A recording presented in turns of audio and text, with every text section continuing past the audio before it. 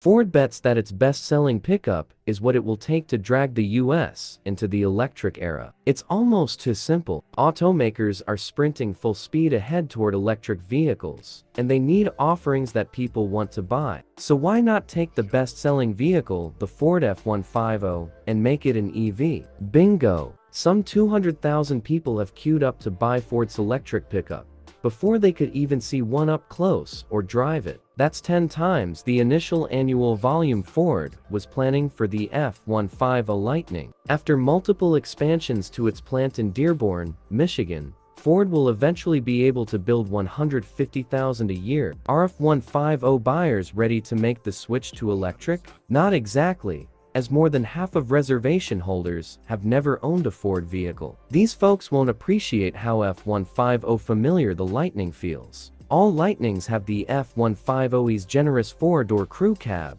and all-wheel drive with a motor at each axle. As is typical with EVs, peak power is limited by battery output, so the standard 98.0 kWh battery maxes out at 452 horsepower, while the 131.0 kWh upgrade pack increases that to 580 horses. Both versions make a healthy 775 pound-feet of torque. The starting price is a very reasonable $41,769, but only fleet customers can spec the larger battery pack on the base trim level, so the you and me price for a big battery truck leaps to $74,669. And you really want the big battery. The EPA estimates range of 230 miles for the lesser pack and 320 miles for the larger one, although the top Platinum trim drops to 300 miles because of its 22-inch wheels. In our 75 mph highway range test, the Lightning Platinum went 230 miles. Applying the same ratio to the base battery yields just 176 miles of highway range, and that's for an empty truck, but it would likely stretch a bit farther because the small battery model is lighter. This is despite the Lightning being the most aerodynamic F-150 ever, with its closed-off front grille, underbody panels, and reshaped running boards netting it a 4% better coefficient of drag than the regular F-150. Pushing the Lightning along at 75 miles per hour acquires 10% less power, a substantial decrease. Maybe part of the appeal is blending in. The Lightning looks like any other F-150. It drives nearly identically to other F-150s too, even though it gets an independent rear suspension, the first F-150 so equipped. This benefits ride quality in certain circumstances, such as an impact to both rear wheels simultaneously. But mostly, the truck feels like any other F-150, with slight imprecision, body-on-frame structural jiggles, and a little floatiness to the ride. Make that a really quick F-150. As the Lightning clears 60 miles per hour in 4.0 seconds on its way to a 12.7 second quarter mile. The last F-150 Lightning, the one with the supercharged V8, is more than a second slower in both metrics. A Shelby Mustang GT350 would have to be exceptionally well driven to eke out a narrow quarter-mile victory. A Mach-E GT is no quicker in the quarter mile. The power delivery is violent. The Lightning will chirp its front tires when the call comes for maximum acceleration at speeds up to 30 miles per hour. It's hilarious. Hammer it from rest, and the Lightning often squawks its front tires 2 or 3 separate times as the traction control backs off the power, then feeds in too much again. Mixing acceleration and cornering in the Lightning induces torque steer. Fleet buyers can opt to limit maximum acceleration, so their derelict employees won't quickly burn through front tires. Tire chirps are the primary noise heard during hard acceleration,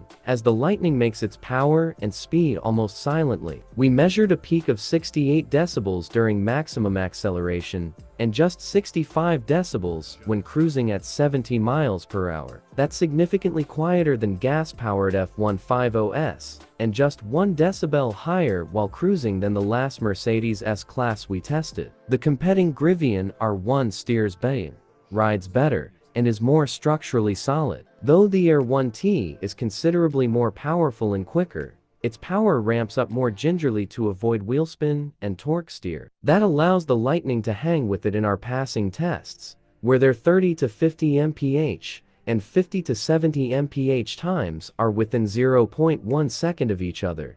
The Lightning's brakes are tuned exceptionally well, with none of the all-too-typical wonkiness when blending motor regen and friction brakes. The Lightning stopped from 70 miles per hour in a reasonable 180 feet, but by the third stop, a warning light came on, alerting us to overheating brakes, combined with significant fade and smoke. Despite its extra weight, the Lightning's front rotors grow by just 0.2 inch in diameter, and the rears are no larger than a regular F-150's. That would give us pause about exploring the upper reaches of the truck's 1,000 pound towing capability. Platinums are rated for 8,500 pounds. We lugged a 5,100 pound trailer, and while the Lightning towed it with alacrity, even this modest load dropped the range to just 130 miles at 70 miles per hour. Realistically, you'd be lucky to go 100 miles between charging stops. We never thought we'd be impressed by the mass efficiency of something weighing 6,855 pounds.